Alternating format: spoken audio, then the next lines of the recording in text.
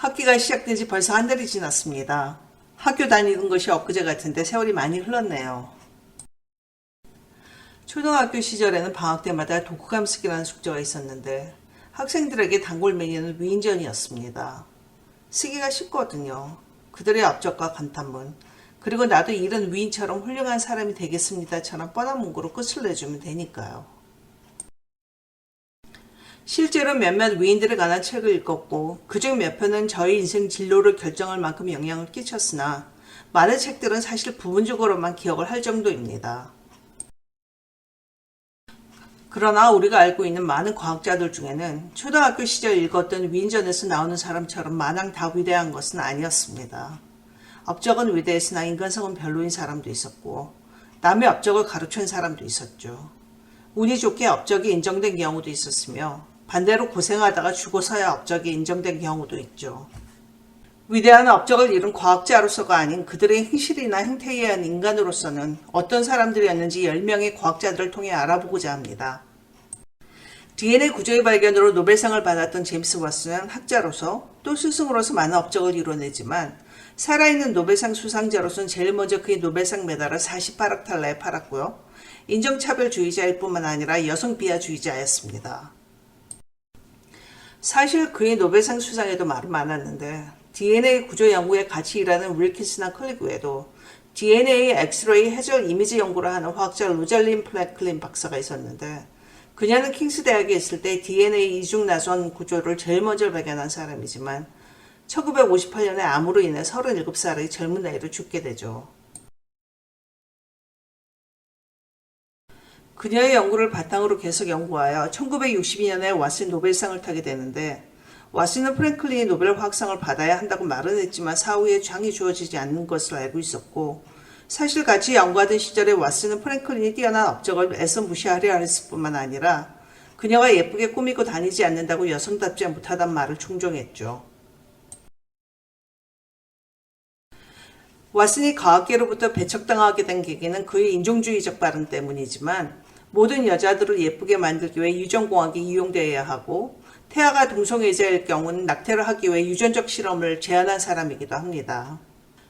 왓슨의 책 더블 헬릭스에 나오는 플래클린 박사에 대한 언급을 비롯하여 여성이나 비백인, 특히 흑인들에 대한 왓슨의 언급은 그의 차별주의가 얼마나 심한가를 알 수 있는데 이로 인해 참다 못해 과학계가 그를 완전히 화석화시켜버리고 말죠. 이름에서 예상했겠지만 존 헌터와 윌리엄 헌터는 형제입니다. 둘 다 18세기 스코틀랜드의 뛰어난 의사로서 해부학에 큰 공헌을 했죠. 하지만 그들은 1749년부터 1755년 사이에 영국에서 일어난 연속적인 살인과 관련되어 있을 뿐만 아니라 그 중에는 약 40명의 임산부도 포함되어 있습니다. 기록에는 그들이 해부한 시체가 약 2,000개가 넘는다고 했는데 그 시체 공급원의 한 명이기도 하는 외과의사 존은 이빨 이식의 아이디어를 개척한 의사로서 가난한 사람들의 이빨을 뽑아 부자들에게 이식한다는 것이 요지이죠. 둘 다 저명한 물리학자로서 각기 자성체와 방사능 연구에 큰 공헌을 한 이 두 사람은 한때 유럽을 뒤흔든 스캔들의 주인공들이었습니다. 랑제비는 키리 부인으로 알려진 마리 키리의 남편 피에르 키리로부터 박사학위를 받았고 아내와 사이에 4명의 자식이 있는 유부남이었죠.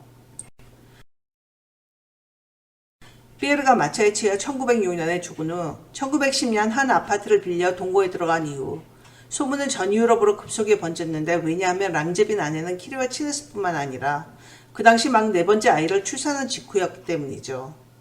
랑제빈에 대한 키리의 이혼 요구는 거세졌고 랑제빈 아내는 이들의 관계를 대중지 타블로이드에 출판까지 하게 됩니다. 스웨덴 왕실은 키리와 악수를 할 수 없다는 이유로 1911년 노벨상 시상식에 비참여를 제안하나 키리가 거부하죠. 키리가 유럽 과학계로부터 신입을 다시 얻는 데는 아주 많은 시간이 걸렸습니다. 슈레딩거의 언급 없이 양자역학을 얘기할 수는 없죠. 노벨상 수상자이기도 하고 슈레딩거의 고양이로도 유명한 그는 여성 편력증으로 과학계에서 유명했는데 조그만 그의 수첩에는 그와 관계한 여성의 이름 리스트가 있었으며 그 옆에는 각각에 대한 평과 등급이 새겨져 있었고 실제로 그 중에 몇 명가 사이에는 자식이 있었죠. 그의 유명한 파동 방정식 또한 한 불륜녀와 여행 중에 만들어진 것이었으며 그 중에 최악은 14세 소녀 이티 중고라는 그의 학생과의 관계로서 그녀는 낙태 수술 중 잘못되어 평생 임신 불구가 됩니다. 그의 조수 아내와 바람이 나서 딸이 태어난 이후 그들은 고국 오스트리아를 떠나 아일랜드로 가서 같이 살았는데 거기서도 이분녀와 바람이 나서 또 다른 자식을 놓게 되죠. 아주 유명한 배우였습니다. 이 정도면 비난을 넘어 존경스럽죠. 아이작 뉴턴 그는 야망적인 사람이었습니다. 뛰어난 과학자이기도 했지만 성질도 개팍했고 조폐국 국장이 되고 싶어 정치적 뒷공장도 많이 했으며 주식에 손댔다가 재산의 대부분을 잃어버리기도 하죠. 일확천금을 노릴 정도로 돈 욕심도 많았습니다. 하지만 학자로서 가장 최악이었던 것은 다른 학자들과의 관계였는데 우선 라이프니츠와 함께 미분 발견에 우선권을 놓고 격렬하게 싸워 우선권을 가져오죠. 뉴턴은 당시 정계와 많은 친분이 있었고 영국 왕립학회 회장이었습니다. 여담으로 물리학을 공부한 저는 라이프니츠가 쓴 미적분학과 물리학책이 몇 권 있지만 뉴턴이 쓴 책은 한 권도 가지고 있지 않습니다. 하지만 라이프니츠와의 싸움은 훅과의 싸움에 비하면 아무것도 아니었죠. 20세기 천재라고 불렸던 훅은 뉴턴과 사사건건 부딪혔는데 훅이 사망한 후 뉴턴은 모든 연구와 학계에서 훅의 이름을 지우기 시작합니다. 그의 연구를 훔쳤다는 이야기도 있었으며 사실 많은 것들이 겹치기도 하죠. 특히 뉴턴의 역학 법칙과 과학 연구에서는요. 뉴턴이 죽기 전까지 훅의 업적은 30년 동안 과학계에서 완전히 사라져 있었습니다. 다음은 토마스 에디슨입니다. 발명왕이죠. 그런데 에디슨은 전구를 발명하지 않았습니다.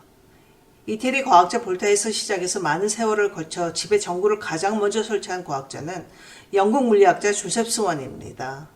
에디슨은 그의 모델을 개량했죠. 에디슨의 많은 업적은 기존 발명의 개량에 있었고 그들을 일상생활에 적용되도록 개량 상업화한 업적이 있죠. 웨스팅하우스와의 전류 싸움에서 직류의 힘을 광신하고 있던 에디슨은 이로하여 그의 동지자, 나중에 적이 되는 테슬라를 웨스팅하우스에 잃어버렸을 뿐만 아니라 싸움에서 이기기 위해 수많은 개, 고양이, 말, 원숭이들을 전기를 태워 죽이는 실험을 했고 그 중에는 1903년에 있었던 대중들 앞에서 한 코끼리의 전류를 흘려보내는 실험은 싸움의 절정체였죠. 물론 그녀는 즉사합니다. 싸움은 웨스팅하우스의 교류 승리로 갔지만 그때 에디슨이 인간을 가지고 실험하기 위해 만든 전기의자는 아직도 쓰이고 있습니다. 다음은 우리가 생물 시간에 배운 린네입니다. 생물 분리학의 기여로 식물학의 시조로 불리우는 18세기의 스웨덴 식물학자 린네는 사도자들이라고 불리우는 제자들을 전세계 오지로 보내 식물학 탐사를 하게 하였고 그들의 고난 여정 끝에 모은 많은 자료들은 린네에게 제공되어 린네의 분리법이 완성될 수 있었는데 우선 많은 제자들이 그 원작에서 생을 마감합니다. 뿐만 아니라 무지아부를 좋아했던 린네는 학자로서의 그의 힘을 이용하여 싫어하는 사람들의 이름을 별볼일 없거나 냄새가 심한 식물에 붙인 뒤 모멸을 종종 주었고 그의 한 학생이 채집한 식물에 린네 그의 이름을 붙이고자 한 것을 알게 된 학생이 수집한 샘플을 그에게 주는 것을 거부하자 그를 학교에서 퇴학시키고 학교에서 제명시킨 후 그 식물을 뺏어서 하찮은 롤랜드라고 이름 붙였습니다. 롤랜드는 물론 그 학생 이름이죠. 우리에게 켈로그 하면 호랑이가 그려진 콤프로스가 제일 먼저 생각나는데요. 시리얼 개발자로서 그는 외과 의사였죠. 사실 의학뿐만 아니라 다방면으로 천재이기도 하는 그는 영양학에도 큰 공헌을 했는데 그는 맛있고 향이 있는 음식은 불륜을 조정한다는 믿음을 가지고 있었습니다. 그래서 인간이 가공한 음식을 혐오했고 맛이 없는 밍밍한 음식을 만들어 인간이 어떠한 욕망도 가지지 않게 해야 한다고 생각했죠. 예를 들면 시리얼 같은 거. 그는 또한 우생학의 지지자로서 그가 속해 있는 북유럽 스칸디나비아계의 유전학적인 우수성이 인류에 퍼지도록 협회를 만들기도 했습니다. 다음은 잭 팔슨인데 많은 사람들이 좋아하는 과학자일 거라고 생각합니다. 팔슨의 이름 없이 우주선이나 천체 탐험 같은 단어를 상상할 수는 없을 테니까요. 우선 그는 대학 학위가 없습니다. 그러나 창의적이었고 그의 인생도 독특했죠. 우주 또는 천체와 관련된 영화를 볼 때마다 빠지지 않고 나오는 나사 소속의 연구소, 제트 추진 연구소를 만든 로켓 엔지니어 잭 팔슨은 우주 셔틀이나 항공모함 연구에 큰 공헌을 한 과학자인데 영국 밀교 신봉자 크리오리의 열렬한 지지자로서 컬러마스 아이비 종교주의자였습니다. 사실 무슨 종교를 믿는가는 각각 개인의 자유지만 그에 기이한 성적인 종교의식의 문제였는데 나중에는 과학 환상 소설가 허벌도 가담되고 팔슨의 아내도 가담되는 집단 성행위 의식 중 허벌과 그의 아내는 바람이 나서 그들은 또 다른 것을 탄생시키죠. 거대한 사이비 종교 사이언톨로지를요. 마지막 과학자는 알버트 아인슈타인입니다. 천재의 대명사죠. 또 다른 노벨상 수상자이며 20세기 가장 위대한 과학자로 칭송되는 아인슈타인도 여러 명의 애인을 둔 바람둥이였다는 것이 놀라운데 사실 제일 최악은 그의 아내 밀레바 마리치와의 관계였습니다. 스위스 공과대학에서 과 커플로 만난 둘은 나이차와 서로 다른 국적임에도 불구하고 결혼에 꼴이 납니다. 아인슈타인이 4살이 어렸죠. 상당히 뛰어난 수학자 겸 물리학자였던 밀레바는 수학에 취약했던 아인슈타인을 도와 그의 상대성 이론이 발표됩니다. 공동저자로 발표되지만 결혼 후 아인슈타인은 모든 업적에 밀레나의 이름을 빼버리고 상대성 원리로 인해 유명해지면서 많은 여자들과의 관계도 점점 늘어납니다. 사실 어떤 사람은 그의 상대성 이론이 거의 밀레바의 업적이었다고 말하는 사람도 있습니다. 왜냐하면 아인슈타인은 수학을 잘하지 못했습니다. 실질적인 가계의 생활비도 밀레바가 선생님을 하면서 번 돈이었는데 아인슈타인이 여기에 결혼계약서라는 걸 비밀로 그야말로 최악의 남편과 아버지로 등극하죠. 결국 이혼하고 그는 바람핀 여자 중 한 명이 그의 사촌 누나와 재혼합니다. 둘째 아들은 조현병이 있었는데도 아인슈타인은 끝까지 모른 채하고 밀레바는 아들을 보살피며 살다 죽게 되죠. 사람이 위대하다는 것은 무엇을 의미하는 것일까요? 그들의 업적일까요? 아니면 인간성일까요? 물론 업적과 상품 면에서 다 뛰어난 학자들도 많습니다. 하지만 그렇지 못한 학자들도 있죠. 학벌과 상품은 비례하지 않습니다. 아니 상관관계가 없죠. 동화책 위인전에 있다고 다 위대한 사람은 아닌 겁니다.